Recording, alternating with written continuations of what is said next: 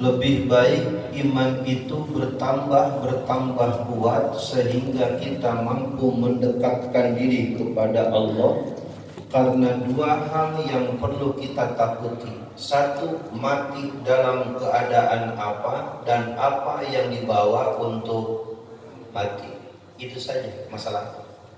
Matinya tidak usah dipermasalahkan karena bakal pasti. Yang harus kita takuti, yang harus kita khawatirkan, mati lagi ngapain, mati dalam keadaan apa, dan mati membawa apa. Ada satu cerita, walaupun cerita ini singkat akan tetapi menyentuh, bahkan memukul bagi kita yang sering lalai berzikir, mendekatkan diri kepada Allah, tidak mengkhawatirkan keadaan kematiannya. Ada seorang ulama mempunyai hobi memelihara burung. Ada yang suka burung? Oh iya. Ini bukan yang main ya. Gitu. Ada seorang ulama hobinya memelihara burung. Burung yang dia rawat adalah burung beo. Beda dengan burung cucak rowo yang tetangga saya hilang 5. Gara-gara saya begadang itu tetangga rame bukan jam 3 sehingga gak jadi sudah. Satu burung itu harganya 30 juta Pak. Hilang 5, hilang burung gak stres juga. Kandangnya mah ada, burungnya diambil 5. Satu harganya cakowo 30 juta, hilang 5-5-nya. Untung tak stres juga. Maka pas kejadian jam 2, setengah 3 rame di depan tuh. Keluar kita, pakai begadang jam 3, setengah 4 udah tidur. Subuh lewat ke sini terjadi. Waduh, masya Allah. Padahal laptop udah masuk di bagasi motor mau berangkat. Masya Allah, ya Rabbal Karim, gara-gara ini Pak ceritanya beda. Seorang kiai hobinya melihara burung beo. Karena yang punya kiai dilatihnya enggak sembarangan. Dilatihnya itu beo supaya ngucapin kalimat-kalimat thayyibah. Kiai yang punya, beda sama yang dangdut. Coba kalau nyanyi dilatihnya apa? Karena kiai yang punya beo dilatihnya tiap waktu kesempatan hanya satu kalimatnya, la ilaha illallah. Sampai itu burung beo lebih fasih lafaz la ilaha illallah daripada tamu yang datangnya. Saking hebat itu burung beo Pak. Kiai yang ngajarinnya. Diajarin sama kiai itu benar burung beo lebih fasih daripada kita baca la ilaha illallah. Itu beo. Mantap pokoknya. Pokoknya mah kalah Taksim minggu pagi mana? Kalah. Beo kalah. Satu ketika kiainya pagi-pagi ada agenda keluar, suruh santrinya untuk mandiin. Dikasihlah kunci kandangnya. Nih santri mandiin burung beo. Dikasih kuncinya, kepercayaannya. Memang jadwal tiket itu santri. Ceritanya santri mau mandiin burung beo, ceritanya ketika mau dimandiin pintunya terlalu tinggi dibukanya. Dibuka langsung ngeplak, langsung itu burung beo keluar. Kabur. Ketika pas kabur keluar, ternyata pas keluar pintu lewatlah motor kencang. Plak. Itu beo langsung gerbak di jalan. Langsung peler alias sekarat. Diusap-usap sama santrinya. Waduh, kasus ini mah. Gurunya mati. Wah, deg-degan ini udah. Wah, mau ganti berapa puluh juta ini. Wah, diusap-usap itu burung sekali. Semuanya sekarat begitu. Datanglah kiainya. Kiainya melihat burung yang sudah tahun-tahunan dia pelihara lagi. Kiainya marah? Enggak marah. Santrinya yang wah ilah, kiai minta maaf. nanti kalau ada rezeki saya ganti. Kata kiai, saya tidak perlu diganti santri burung. Kiai nggak perlu ganti burung. Kiainya ngapain? Diplongin aja tuh burung. Diplongin doang, diliatin doang, sampai itu burung mati benar, diliatin doang. Detik-detik itu beok mati, ditongkrong sama kiainya, diliatin doang, nggak diapa-apain. Kenapa kiainya nggak marah? Setelah burung beoknya mati, inilah ucapan kiai. Hei santri, kenapa saya tidak minta digantikan burung beok yang berharga itu? Saya lebih khawatir hidup saya seperti burung beok yang setiap hari berzikir, setiap hari baca la ilaha, tapi ketika mati kagak bisa nyebut-nyebutin apa-apain. Itu yang khawatirnya. Tiap hari ke mushola, tiap hari ke masjid, tiap hari ngaji, khawatirnya ketika mati, ketika wafat, ketika itu wafatnya su'ul. Itu yang dikhawatirkan. Bukan burung beoknya. Beoknya dilatih zikir, bisa tiap ada orang la ilaha illallah beok. Ketika mati, ya nggak bisa ngucapin. Itu kiai khawatir. Walau dia tahajud, walau dia duha, baca Quran, khawatir matinya kayak begitu, gak bisa ngapa-ngapain. Maka iman itu perlu dicas. Yang kita khawatirkan harta yang kita kumpulkan nggak bakal dibawa, betul Pak? Betul. Kita hanya mempersiapkan dua, keadaan apa kita mati dan mati membawa apa, itu yang perlu disiapin. Maka kenapa siang dan malam kita sujud minta kepada Allah? Tujuannya cuma satu, mempersiapkan dua hal itu, supaya wafat mati kita dalam keadaan husnul itu, dan kita mati membawa bekal. Kata Imam Ghazali, al-mautu min safarina tawil, kematian itu adalah perjalanan yang panjang sekali. Cucunya usia 40 tahun, cucunya. Kakeknya, engkongnya udah mati ratusan tahun. Berarti itu engkongnya di dalam kubur udah ratusan tahun nunggu di alam kuburnya. Berarti usia seseorang di alam kubur itu berkali lipat usianya di dunia, betul Pak? Meninggal orang 40 tahun, di kuburnya berapa tahun? Bisa ratusan tahun, bisa abad tahun. Maka kematian di alam barzakh itu perjalanan jauh.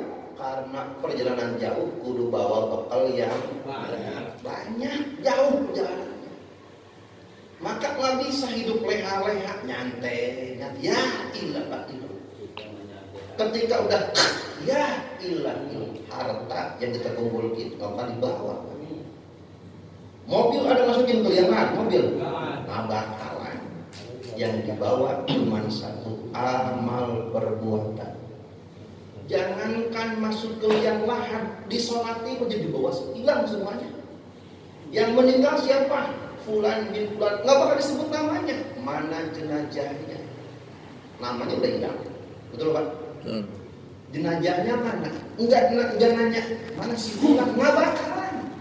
Itu padahal belum masuk ke liang, baru disolatin, namanya udah hilang. Jangan karena detail sebranding udah hilang semuanya, detailnya, penghargaannya udah hilang. Itu belum masuk ke liang. Baru disolatin, ditanya mana jenazahnya, enggak ditanya mana si Fulan, enggak. Ketika disolatin saja namanya udah Allah ambil, hartanya nggak berarti, keluarga berarti, yang akan memenin hanyalah amal perbuatan. Maka dua yang perlu dikhawatirkan, mati wafat kita dalam keadaan apa, dan mati kita membawa apa. Maka majlis ini adalah sebuah wadah dalam rangka untuk mempersiapkan itu semua. Maka bulan Zulqa'dah adalah bulan yang banyak momentum. Rasulullah Shallallahu Alaihi Wasallam mengajarkan kepada para sahabat pentingnya meningkatkan amal soleh, memupuk iman dan hidayah taufik kepada Allah Subhanahu wa Ta'ala.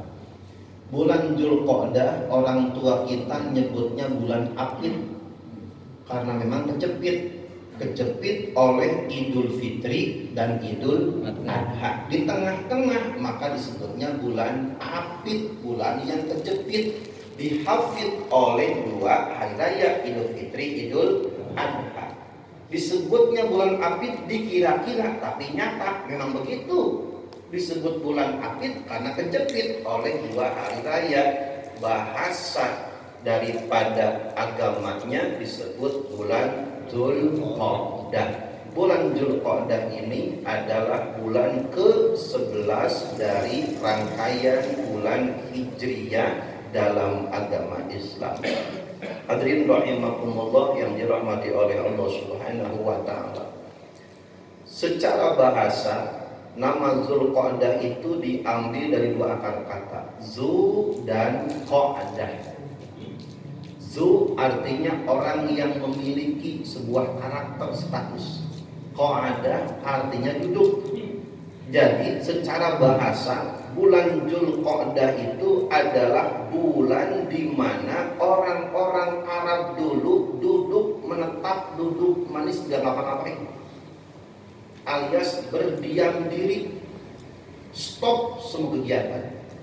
Maka disebut dengan bulan Zulqa'dah. Dagang stop, bisnis stop, orderan stop semuanya, warung tutup semuanya. Bahkan bulan Zulqa'dah adalah disebut bulan ketenangan, keamanan, bulan perdamaian. Kalau disebut bulan perdamaian karena kerjaannya orang Arab dulu perang-perang dulu. Orang Arab antar kabilah itu kayak Tom and Jerry, kalau ketemu gak pernah akur. Ada begitu ada? Ketemu malah buang muka, emang Tom and Jerry. Ketemu gak pernah akur, ibarat air sama minyak gak pernah nyatu. Ada dia pulang. Kayak Tom and Jerry. Orang-orang Arab itu memang kultur hidupnya nomaden, alias berpindah-pindah, menguasai kelompok, mengalahkan kabilah. Kenapa? Yang berlaku di daerah Hijaz, di padang pasir, yang berlaku adalah hukum rimba. Siapa yang kuat, siapa yang menang, yang berjaya, dia yang berkuasa. Maka hidupnya berperang, menaklukkan, menguasai, dikuasai, supaya nunjuk. Karena memang darah padang pasir sensitif, emosinya tinggi. Walaupun orang Arab gede ambek, marah-marahan, gampang kesinggung, unik orang Arab. Akan tetapi ketika datang bulan Zulqa'dah, mereka meredam emosinya, menenangkan diri, duduk manis dan ngapa-ngapain. Jika orang Arab saja mampu mengendalikan hawa nafsu, mampu menciptakan manajemen konflik, bagaimana menyikapi masalah tanpa timbul masalah. Kayak ya. Karena orang bermasalah adalah orang yang salah menyikapi masalah. Orang punya masalah bukan karena masalahnya. Orang bermasalah karena salah menyikapi masalah, maka dia bermasalah. Orang punya masalah, kenapa bermasalah? Karena menyikapi masalahnya salah, maka yang masalah bertambah masalah. Mana contohnya? 40 siswa dalam satu kelas diberikan soal ujian yang sama oleh gurunya. 39 lulus semuanya, hanya satu yang tidak lulus. Kenapa nggak lulus, Pak? Bermasalah. Dia yang bermasalah. Nyalahinnya bukan soalnya mah semuanya sama, yang berbeda jawabannya.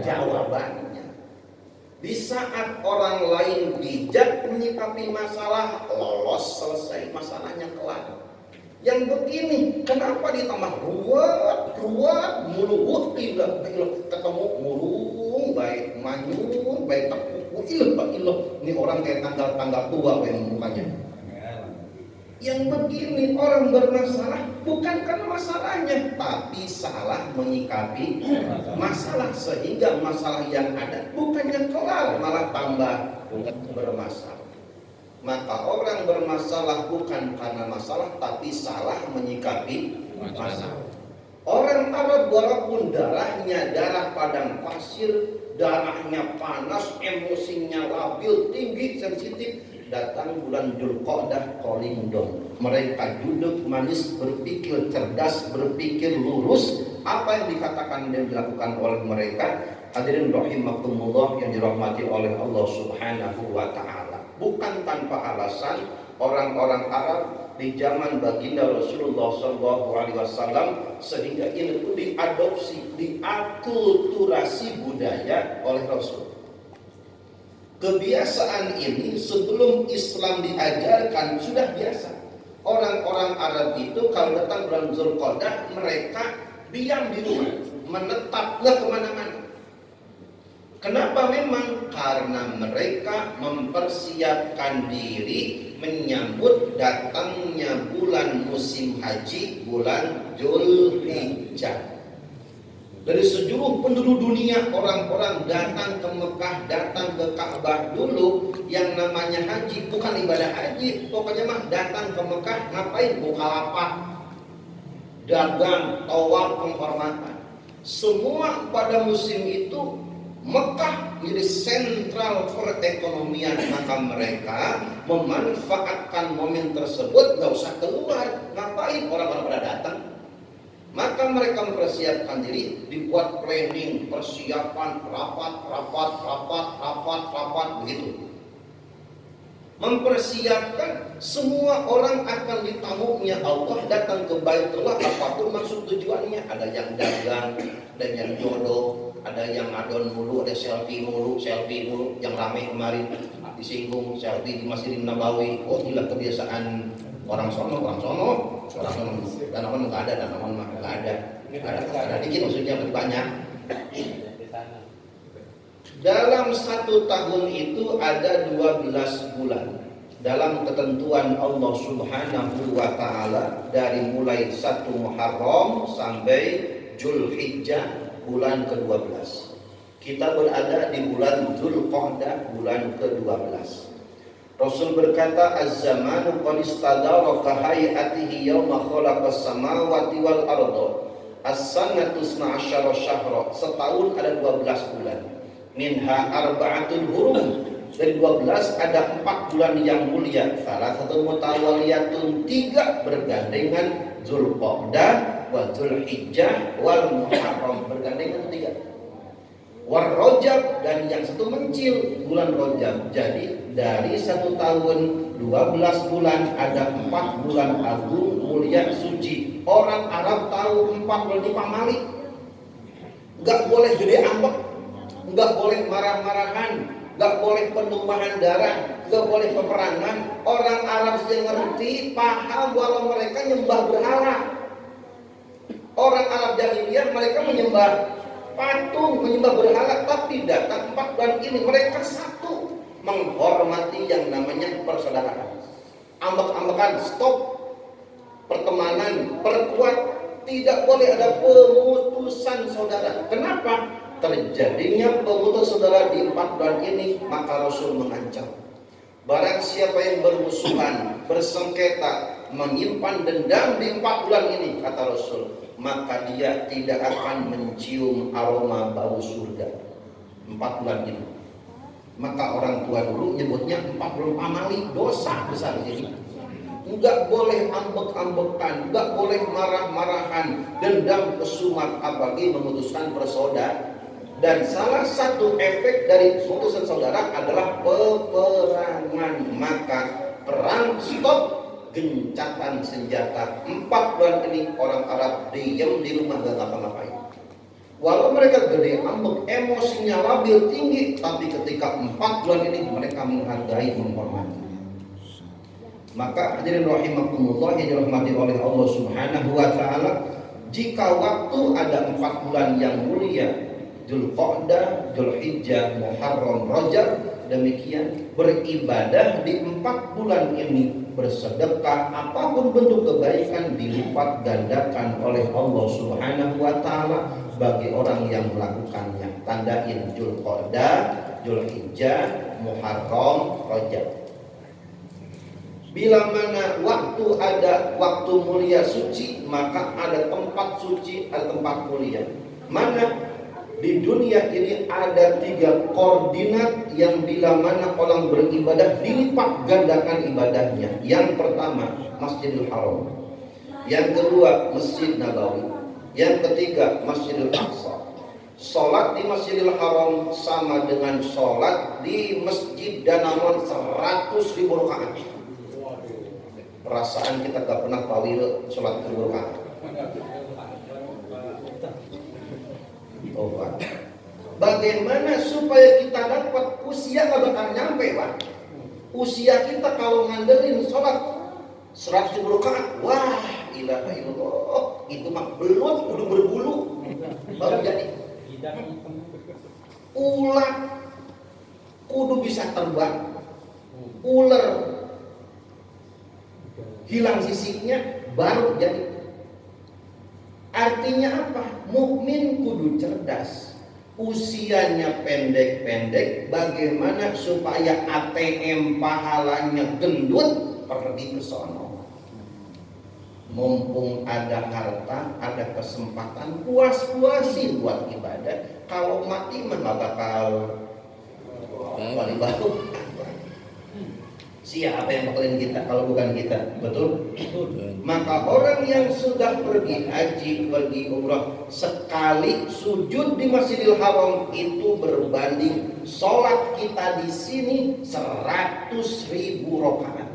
Pulang dari sana nggak sholat? Kalau nggak dipaksain nggak bakal bisa, Pak.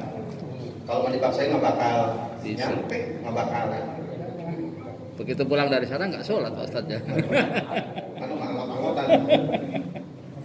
Yang kedua, Masjid Nabawi. Orang yang sholat di sana setara dengan orang yang sholat 1000 rakaat. Orang